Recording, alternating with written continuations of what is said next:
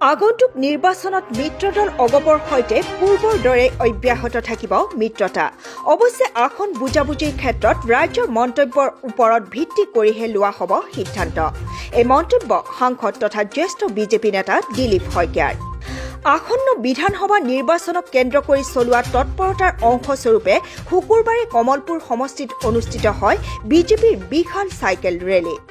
সমষ্টিটোৰ বৰকাৰ পৰা বিহদিয়ালৈ 25 কিলোমিটাৰ জোৰা এই চাইকেল ৰেলীত ৰাজ্য চৰকাৰৰ জ্যেষ্ঠ মন্ত্ৰী ডক্টৰ হিমন্ত বিশ্ব শৰ্মা, সাংসদ তথা বিজেপিৰ ৰাষ্ট্ৰীয় সাধাৰণ সম্পাদক দিলীপ শইকীয়া, ৰাজ্যিক বিজেপিৰ কাৰ্যনিৰ্বাহক সদস্য তথা কমলপুৰ সমষ্টিৰ প্ৰভাৰী মধুৰাম ডেকাকে ধৰি দলৰ কেইবাগৰাকীও ঊৰ্ধ্বতন কাৰ্যকৰ্তা উপস্থিত থাকে।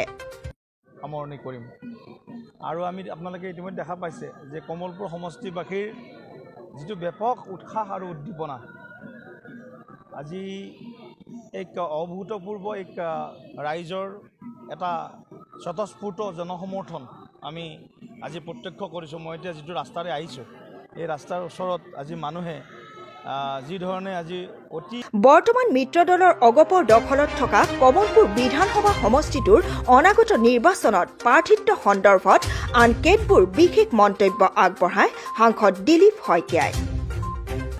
চাই লওঁ, এতিয়া এটা কথা নিশ্চিত, অসম গণ পৰিষদ দলৰ লগত আমাৰ মিত্ৰতা থাকিব, আছিল মিত্ৰতা, আছে মিত্ৰতা। গতিকে কিন্তু চিট সন্দৰ্ভত এতিয়ালৈকে কোনো ধৰণৰ আমি আলোচনাত আমি মিলিত হোৱা নাই। কোনে কোনটো চিটত খেলিব বা 2016 চনত যিসকলে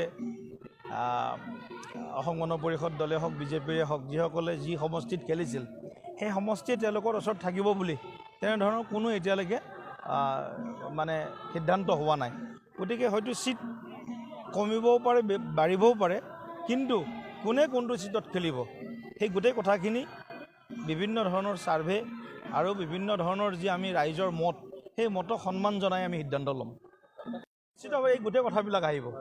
পঞ্চায়ত নিৰ্বাচনৰ ফলাফল, পৰৱৰ্তী সময়ত মানে চৰকাৰখনৰ বাকী যি গতিবিধি, এই গোটেই কথাবিলাক মানে যেতিয়া এইবাৰ চিট ভাগ বতৰোৱা হ'ব, এই গোটেই কথাবিলাকত এইবিলাক বিষয়ে প্ৰাধান্য নিশ্চয় পাব। বিভিন্ন ধৰণে তোৰণ লগাইছে।